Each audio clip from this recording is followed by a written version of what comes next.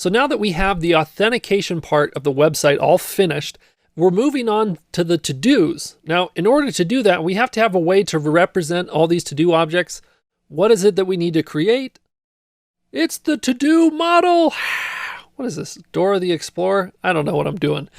Let's move into our code, specifically the models.py, and let's make a model that represents a to-do object. Now, just as kind of a little fun challenge is I want you to create your to-do model as far as you think it has what we need. So for example, think back to the beginning intro video, like a to-do has a name. Was also a box where someone could fill in some details that we called a memo.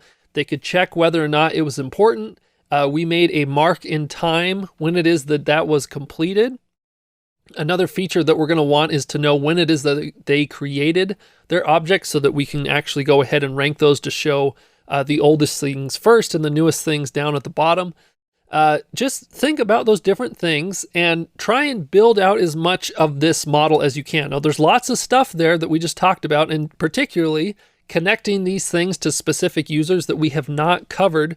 But I thought this would be a fun challenge that do as much as you can. And if you can, research a little bit on your own to try and get as far as you can. But if not, just go ahead and look at what I do. This is, I'm not as strict on this challenge that you have to try it out on your own, but I think it would help you. So go ahead, hit pause, make that to-do model. All right, so hopefully that went well for you. What we're going to do here is make a new class called capital to-do. This is going to inherit this models, lowercase dot capital model, and it'll have the colon here. So what does a to-do consist of? Well, I think the first thing is its title or its name. You can decide what that's going to be. I think title is a good one. And so this one is just going to simply be a char capital field. And this is going to take in one parameter called max underscore length equal to 100. I just think we shouldn't have to-dos be much bigger than that because we're going to provide a place where they can specify other details, which brings us to the next point, the memo. So I'm going to say memo is equal to lowercase models dot capital text field, okay? And with this one, I'm going to specify that blank is equal to true, meaning that someone doesn't have to fill out the memo with information if they don't want to. Being a blank memo is totally fine. So for some to-dos like walk the dog, you don't need anything. But if you're saying go grocery shopping and you want to list the things that you want, that would be a really good use case for the memo. And then because of that reason, I don't think it should have a max length. And that's why I made it a text field, is because it could be a lot bigger thing. Okay. Moving on, we want to know when it is that someone had created one of these. So I'm going to make a new field called created, and this is going to be equal to a models.capital date time field. So what a date time field has is not only the date when it happened, but also the specific time so that we know this is exactly when this to-do was created. And something that's cool with this is we're going to add a preference here that's called auto underscore now underscore add and set that equal to true. And what this means is that anytime someone makes a new to-do object, it'll instantly specify the created value to be that point in time. And this field is not editable. Like we can't go back in time and say, oh, I'm going to change this to this particular thing or that. No, once we set that, it's over. So we'll see how that has a little bit of detail that we have to work with. But this will be a good way to rank or sort rather the to-dos so that a user can see, oh, those are the ones I just created. These are the ones that I really got to get done. Okay. Next, speaking of time, we want to mark down when someone has completed one of these. So I'm going to call this date completed, and I'm going to set this equal to a models dot, and I also want this to be a date time field because it's at like a specific point in time. But with this one, rather than have it auto-generate, this is something that's going to happen when someone hits the complete button. I want the opportunity for this thing to be null. So I'm going to say null is equal to true. Now you may be saying, well, we talked about something called blank and we called something null. Like, what's the difference between those two? So it really just depends on the different fields that you're working with. Like, so for example, all these text and char fields, if they are blank, that's essentially the same thing as them being null. You can specify the difference between them two, but it's just like there's no text inside of there. Whereas with a date completed, or a date time field, those they follow a very specific format that it has to know the year, the month, the date, the hour, the minute, the second. Like all of that information. You can't just have it be blank. Rather, it has to be null. So the question is, how do I know if I should do blank or null? Well, if you just go through the Django documentation, again, I showed you this page before, but if you search Django model fields, you're going to get all sorts of great information, okay? So we got that one equal to null. The next one is important. Important. Okay, so this is that little checkbox to say whether or not it's important. So this will just be a Boolean for us. So we're going to say models dot capital Boolean field. Okay, and inside of here, we're going to specify that the default on this thing should be equal to false. Okay, so the only reason I put a default is so that it doesn't always have to be specified by the user. So we'll just keep that there. And then the last bit here is we want to have a relationship to the user. So this part is very important. Let's talk about this. There are going to be lots of different users making to-do objects, and we have to have some way of knowing, like, okay, does this to-do object belong to Joe, to Haley, to Nick? And the way to do that is through something called a foreign relationship, a one-to-many relationship. The term here is a foreign key, but basically it connects one model with another. Now, the other model that we're connecting to is the user model, which we didn't write the code for, but it's imported through Django. So what we're going to do is up at the top here, we're going to do from Django.contrib.auth.models and import capital user. This is the same line that we used inside of the views. But what we're going to do with this is we're going to say a field called user, and it doesn't have to be called user. You could call this like to-do creator, totally fine. But I think user gets to the point. And we're going to say user is equal to models dot, and we want a foreign key. And then we're going to do the name of that model, capital user, comma, and then we have to specify this thing called on delete. And I'm going to talk about this for a second. For the moment, let's just type it to models.cascade, all caps. All right. So this foreign key, basically what it does is it stores the relationship between this to-do and that user. So any object that is saved into a Django database has something called an ID. The ID is basically a unique value for that particular object. So it usually starts at 1 and just counts up 2, 3, 4. You kind of saw that with the blog post, right? How when we deleted blog posts, there was like a gap or whatever.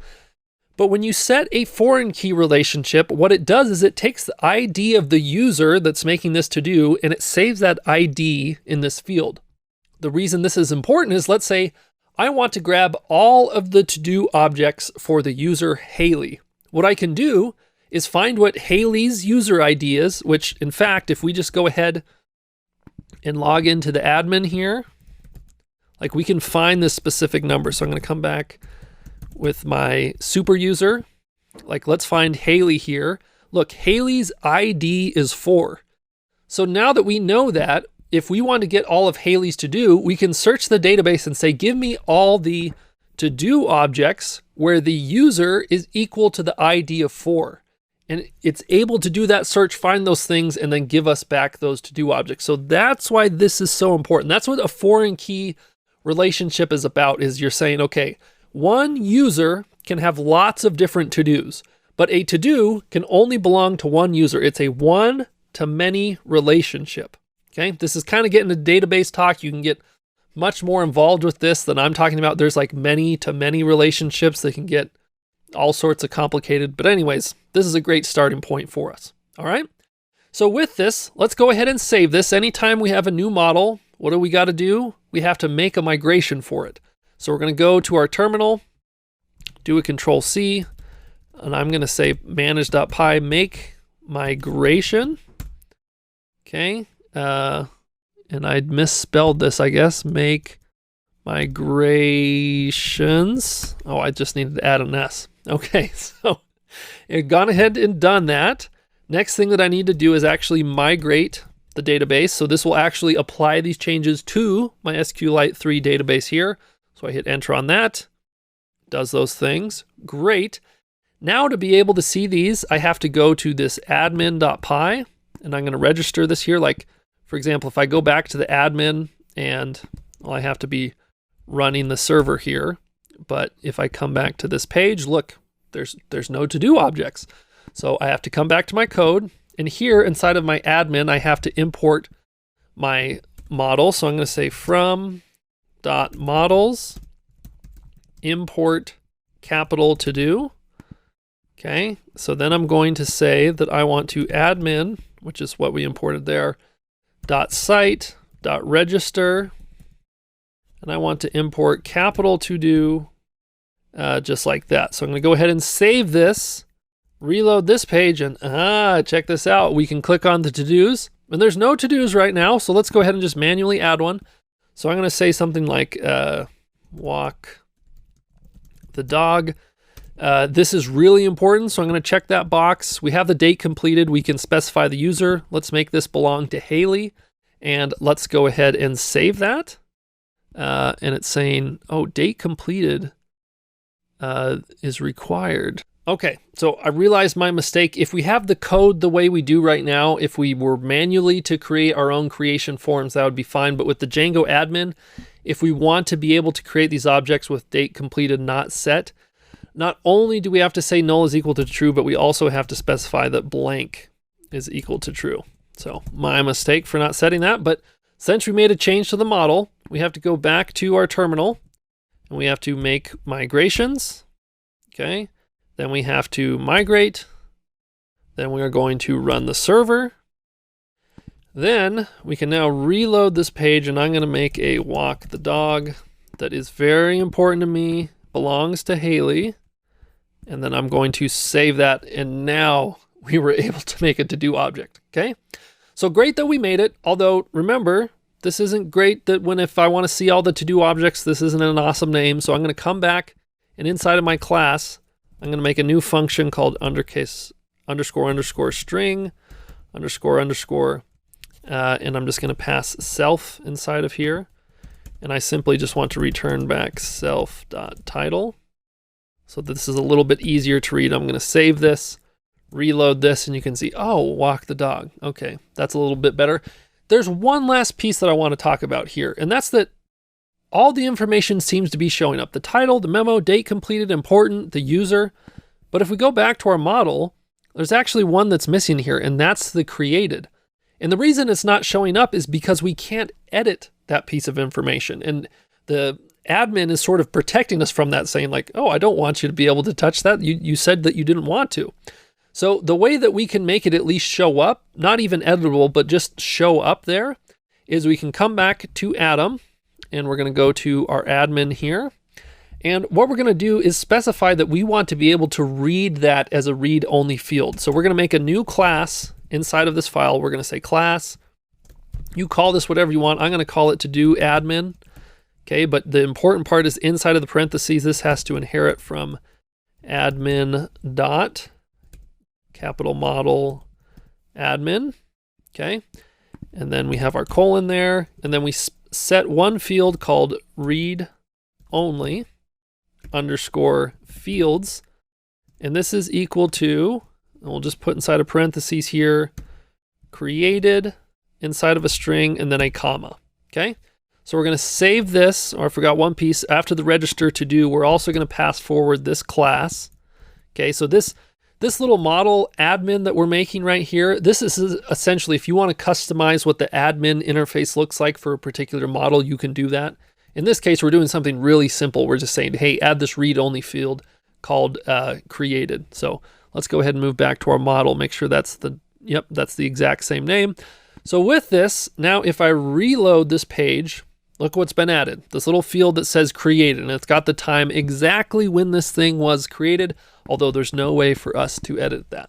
So there you have it. We now have a beautiful functioning model for our to-do objects. The next step for us is to go through that process of like letting the user create one, then displaying it, then completing them, updating, deleting, the whole shebang.